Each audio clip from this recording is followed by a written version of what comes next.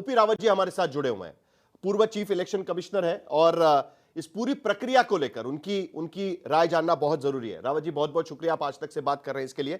सबसे पहला मुझे सुप्रीम कोर्ट में जो सुनवाई चल रही है उसी को लेकर आपसे पूछना है। कुल मिलाकर विपक्ष की तरफ से बार बार यह कहा जा रहा है कि यह हड़बड़ी में यह प्रक्रिया की जा रही है और जितना हो सके इन चुनाव में, आने वाले चुनाव में एसआईआर की प्रक्रिया के तहत तैयार होने वाली लिस्ट को जारी नहीं किया जाना चाहिए। पुरानी लिस्ट के आधार पर या जो जनवरी महीने में जो रिवीजन हुआ है उसके आधार पर ये चुनाव यहां पर कराया जाए।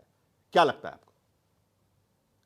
देखिए, जो एसआईआर किया गया है और उसका समय बिल्कुल क्रिटिकल है, क्योंकि इलेक्शन बिल्कुल सामने आ गए हैं। नवंबर के फर्स्ट या सेकंड वीक में करने होंगे और जिन लोगों के नाम कट जाएंगे फाइनल पब्लिकेशन में, उन लोगों को न्याय पाने में बहुत कठिनाई होगी, क्योंकि अपील के निपटाने का समय नहीं होगा।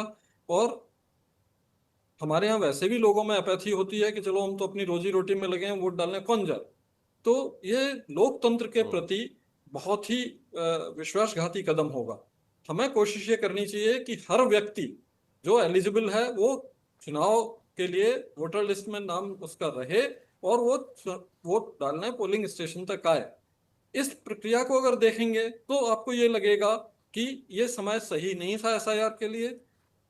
इसको बहुत पहले किया जाना चाहिए था और 1 साल का समय था, उसके पहले हो सकता था।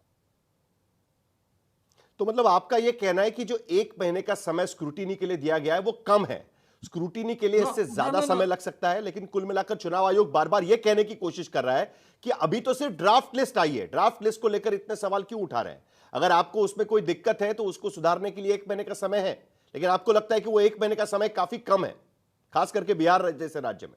नहीं नहीं, 1 महीने का समय कम नहीं है। ये प्रक्रिया जो है उसका समय हमेशा इतना ही होता है, लेकिन जब ये निपट हाँ। जाएगा और फाइनल लिस्ट आ जाएगी 7 करोड़ 30 लाख की, 67 लाख हर लाख बाहर होंगे, उन 67 लाख को न्याय पाने के लिए समय नहीं है।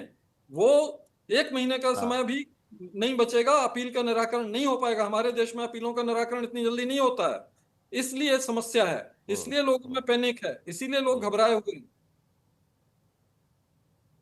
एक जल्दी से आपसे एक प्रक्रिया मुझे इस पर भी जाननी है, क्योंकि हम देख रहे थे कि चुनाव आयोग ने जो अफिडेविट दायर किया है सुप्रीम कोर्ट के भीतर, उसमें जो 11 डॉक्यूमेंट सुप्रीम कोर्ट चुनाव आयोग की तरफ से मांगे जा रहे हैं एसआईआर प्रक्रिया में आप वोटर है यह साबित करने के लिए, इन 11 डॉक्यूमेंट्स कितने लोगों के पास हो सकते हैं उसका एक अंदाजा भी उन्होंने दिया हुआ है।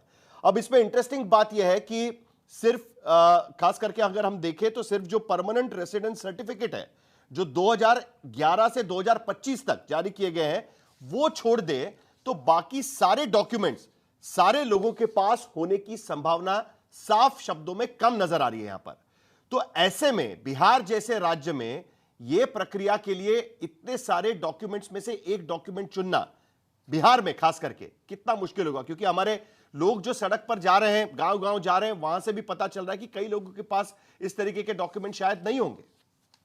मैं बिल्कुल आपसे सहमत हूं कि एक वो जो परमानेंट रेजिडेंस वाले सर्टिफिकेट भी जो हैं, वो जरूरी नहीं है कि वो उन्हीं लोगों के हों जो नाम कट रहे हैं। वो 2003 की मतदाता सूची वालों के भी हो सकते हैं। इसलिए यूनिवर्सेस जो है ओवरलैप करने वाले हैं, ये संख्याएं भ्रामक हो सकती हैं। और हमें कोशिश ये करनी चाहिए कि जो 11 दस्तावेज हैं अगर वो नहीं मिल रहे हैं तो सरकारी दफ्तरों को एक अभियान चला के कि जो जिसको चाहिए हो हम सिर्फ इसके लिए बैठे हैं, हम आपको देंगे ये।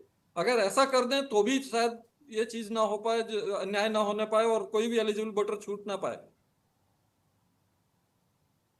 सर एक आखिरी में मुझे जानना है, क्योंकि हाल ही में नेता विपक्ष की एक प्रेस कॉन्फ्रेंस हुई और उन्होंने एक चुनाव क्षेत्र का उदाहरण दिया और उसमें उन्होंने कहा कि किस तरीके से कई सारे वोटर्स एक ही पते पर पाए गए, रजिस्टर किए हुए हैं, कई सारी धांधलियां उस वोटर लिस्ट में पाई गई, कई डुप्लीकेट नाम पाए गए, कई नाम ऐसे पाए गए कि जो एक से ज्यादा रजिस्टर्ड वहां पर किए हुए हैं अलग अलग बूथ में, और कुल मिलाकर वो आंकड़ा उन्होंने पेश किया 1 लाख से ज्यादा। अब चुनाव आयोग कह रहा है कि आप अफिडेविट दीजिए, क्योंकि चुनाव आयोग के जो पीपल्स रिप्रेजेंटेशन एक्ट के तहत नियम है उसके तहत उनका कहना है कि आप अफिडेविट पर आप बताइए तभी हम इसकी जांच करेंगे। तो यह कहां तक जायज है? क्या अगर नेता विपक्ष इतने बड़े पैमाने पर आरोप लगा रहे हैं, 300 सांसद अगर मार्च करते हैं चुनाव आयोग पर, तो क्या अफिडेविट नहीं है इसके आधार पर चुनाव आयोग यह कह सकता है कि हम इसकी जांच नहीं करेंगे? जिस धारा का उल्लेख किया जा रहा है, धारा 20(3)(b) 1950 का अधिनियम, वो धारा इस तरह की शिकायतों पर लागू नहीं होती। वो धारा लागू होती है जब कोई निरीक्षण चल रहा हो, एसआईआर या समरी रिवीजन। उसमें अगर आपको दावे आपत्ति प्रस्तुत करना है तो उसमें आपको एफिडेविट देना होगा, ओथ पर घोषणा करनी होगी, उसमें जरूरी होता है। इस तरह की रिसर्च बेस्ड शिकायत आपने अगर की है तो उसकी जांच करने के लिए आयोग स्वतंत्र है, और तुरंत आयोग को जांच करके और पब्लिक डोमेन में सारी फाइंडिंग्स डाल देनी चाहिए। तो आम जनता जो है वो आश्वस्त रहेगी कि हमारा चुनावी तंत्र बिल्कुल निष्पक्ष है, ट्रांसपेरेंट है, क्रेडिबल है। बहुत बहुत शुक्रिया ओपी रावत जी, आपने अपनी भूमिका इस पूरे मामले पर रखी, और रावत जी भी कह रहे हैं कि इस पूरे मामले को लेकर जांच करना चुनाव आयोग के लिए बहुत बहुत जरूरी है।